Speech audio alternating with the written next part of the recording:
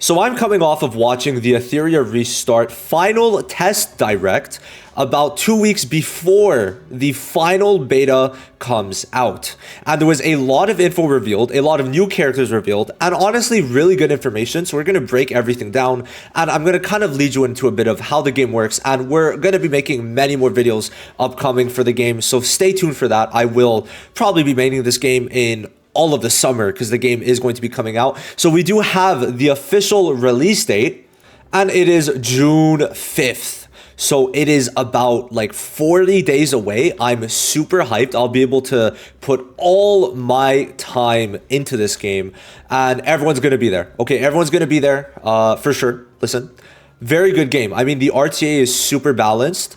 No 50-50 banner system, no weapon banners, okay? And also, dupes don't really help that much. And at the same time, from what I've been hearing from just everyone and also the players I've been consulting that have played very heavily, extensively in the past betas, dupes don't even apply. Like, you can't even make use of dupes in RTA, so that's honestly huge. They've added, I think, 2 new game modes. We're going to talk about some new events and all that good stuff. So June 5th is the official date. Now for the open beta, you could pre-register. So you pre-register, you put in your email, and then you'll be able to get a spot. So essentially, to my understanding, it is a closed beta, but essentially it's just the amount of slots. So if you reserve with your email, right? Afterwards, you're going to get a code or something, and you're going to be able to log in and just play it. Everyone who registered for the pre-registration is going to be able to play the beta, but there's only a certain amount of slots for the beta. However, the team has said there is a lot of slots available, so everyone should be able to get in unless they have like a big boom and maybe like it got way bigger than they thought it would. Then maybe that might happen, but if not, everyone will be able to play the beta if you want to, which is great. Now then, as for pre-registration, in terms of the polls, this is going to be 18 polls total. Now, as of right now, when you re-roll, you should be expecting about 30, but that's not counting any other gifts. So it's possible you get up to 40 or 50, and the pity for the limited banner is 100. So you're going to get honestly pretty close, and it's 100 pity, but remember there's no 50-50. You get the unit outright at 100 pulls, 1% rates for the SSR. So there is that. 18 pulls is pretty good, I would say. The only thing is the reroll process is really ass, like your normal high quality game. Honestly, like usually from the games I've played, at least that are higher quality, quote unquote, gachas, the reroll systems for gachas are not the best, but it is what it is for that. Now we do have new characters, and we're going to go through all of this, including the new shells, which acts like the weapon, but you don't have to summon for them. So what's the name? Real Maka is a new character. Rosa, that is a woman right there, is a new character. And we did skip it, actually. I apologize, but Freya, we're going to go check her after. And then there is Tsukiyomi, and then Born. I don't know how to say that name, but Born is a new character. And I believe this character is also new. I would like to say so. And by the way, Pridewind's site is up, and it is in fact new. All the SSRs that are in the game are there right now. So those are the new characters. I mean, Freya looks the best, and we could just relook at it. But Freya by far looks the best. Like, she's got that goddess design, and yes, she's the first limited unit. So we're going to let this play out a bit longer. We're going to put it at a bit quicker, so 1.5. Now, these 4 last shells are actually new. So they are not in the game, which means they have added new ones. And bro, this Anubis design they got going on is fire on him. Like, this gives me heavy Digimon vibes, and I love it, okay?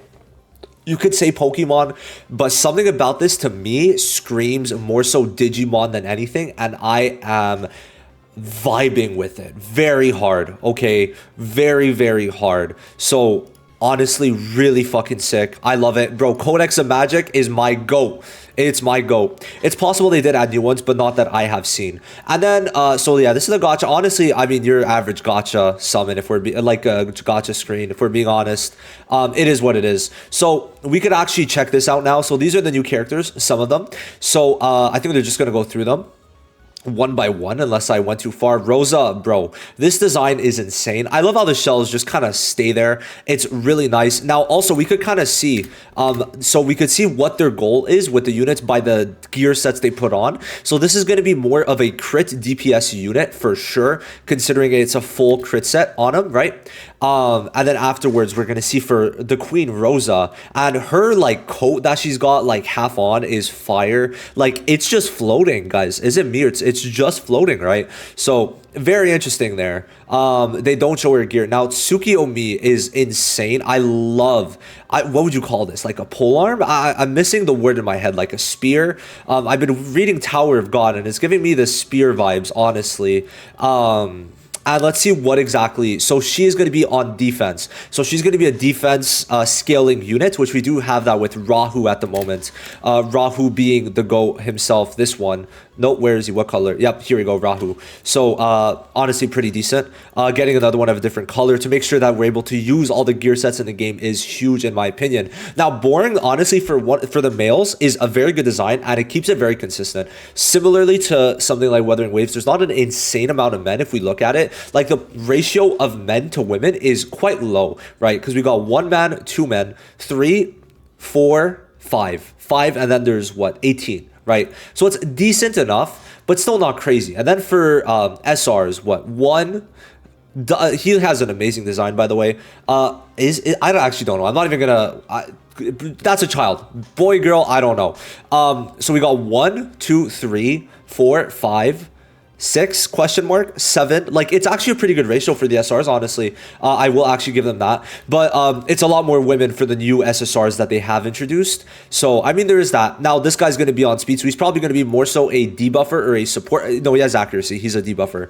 And then we got Mia, so that's the name of the character they didn't show before, and there's accuracy on this too with speed, so probably going to be a debuffer also for her color. So that's it for this part. Now we actually do get to see the banners, and you see here 100 pulls you get Freya guaranteed. She's the first limited unit alongside the other limited banner. But bro, this art is insane, and it makes sense that we're getting wind. If we check for the SSRs, like as of right now, it's all pretty much equal. Now there's a lot of water types that we did see that I kind of like just breezed over, but it is mainly the blue typing that we're getting in this for the new characters, if we would look at it, right? But her art is very nice, and look at her, bro. Like this is cinema. This is cinema. This is definitely someone I will be enjoying my use out of for sure. Very, very good design. I mean, she is basically the cover girl, if we're being honest, right? And she is also, I mean, actually, yeah, no, it makes sense. They did explain her kit. So essentially, she applies a debuff, you have a buff, and you're going to be cleansing, getting defense up, and then also attack up, and healing when you do attack with the debuff on the enemy. So it's going to be good. I think everyone on the skill 2 AoE gets 2 cleanses. So she is going to be a very strong unit. Because there's a lot of debuffers in this game. So you'll see the skill 1 does apply the debuff, right? The Nightmare Dreadmare, I think that's what it's called. And then when inflicted with a debuff, consumes 1 stack to purify it, which is just really good, right? So like overall, insanely good unit. And that's kind of one of the new characters. Now these are all the main SSRs, right? So it's just funny seeing one guy. I like, especially with all the discourse surrounding Wuthering Waves with that, it is funny. But you know, the women look fantastic, so can I be mad? And they're just going through all the animations which look, oh wow, really good. Honestly, a really good design. Like overall, just pretty good. Oh my god, bro, holy, they cooked with Rosa, that's for sure. I hope she's really good. Like I hope I could use her with Freya. That's what I want. And Queen Bee, we actually do get the Queen Bee vibes, because there is the black and yellow going on with her. If we go back, there's black and yellow stripes here for like kind of a hornet, right? Which is actually very nice, and like the yellow and black, well, the bandana in her hair, right? And this is one they didn't show before. Honestly, really nice. Gives me like female Benny Maru if he was like rock and like a punk, right? That's kind of what I'm getting out of this character. And this, bro, I'm getting a very Baija vibes out of this, right? It's really insane. And then at the same time with the cubes, slightly, I'm getting Zhang Liao from Wuthering Waves. Pretty decent design. Very much reminds me of Verena. Definitely, I don't really care. Now, Boring is someone I really am going to want. When I pull him, I'm going to be so happy. So overall, the new characters, those were all new characters, look fantastic. Fan-fucking-tastic. And yeah, of course, they only put the women. Like, not even, we're putting the child over the hot men, right? We're putting the child with fucking warrior squirrels and a donut over the hot man. Okay, you know, that You cook, Etheria. You cook, honestly. And then afterwards, we're gonna get into arena now. So hopefully with the timestamps, this should be easy to follow. So for arena, actually, it's pretty good. Challenge 20 times a week, it seems, and you get the extra rewards. Now, I love that if you reach platinum, which is kind of low down on the rankings, right? You get a skin. You get a skin, which is great. Actually, a pretty neat skin from what we could see, but it's like kind of, you can't really see much. Now, what's really good is if you look at Mythic to Master 3, the difference between rewards is not that big. Now the frame is going to be huge, right? But the thing is with this, is it does mean that it's not going to be like, okay, you spend a lot, you have every character in the game, and now you're actually going to get way more rewards for being in Mythic instead of Master. No, that's not what is going to happen. And it does give me very much Grand Cross vibes in the way that Grand Cross gives a lot of rewards to pretty much everyone, right? Which is very good, very, very good. And you can see that there's season rewards too. And like, even at that, like number 1, that's like 5 pulls, I believe. So it's like, it's not an insane amount more, but it's still pretty good for sure. And then you can see like even top 50, like it's not going to be insane for all those rewards, so I'm gonna guess we're getting it in other ways and also in dailies too, so that's another thing. And then we had this long section with the goats, right? There was Zox, Vulcan, and Sean B, 3 great creators, right? That are gonna be, well, obviously making content on the game, but they were in this, right?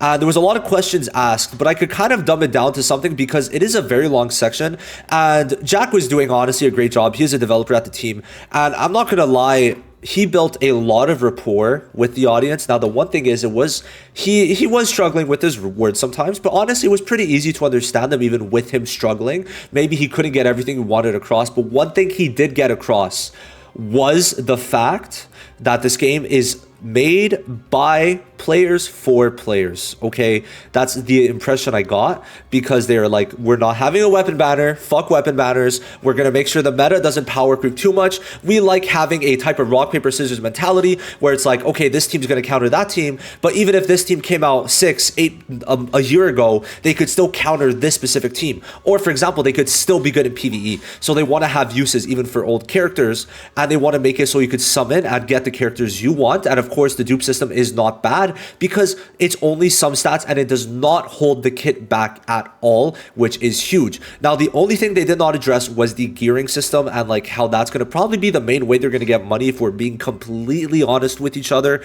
because you could roll for speed, guys. You could roll for speed, and we did not have that on Black Clover Mobile, which was my previous turn-based PvP gacha game, and it's going to be definitely a culture shock when we get to the speed. Honestly, I was also planning to start E7, but no time for that now. No time for that now. Etheria Restart is going to be coming out, right?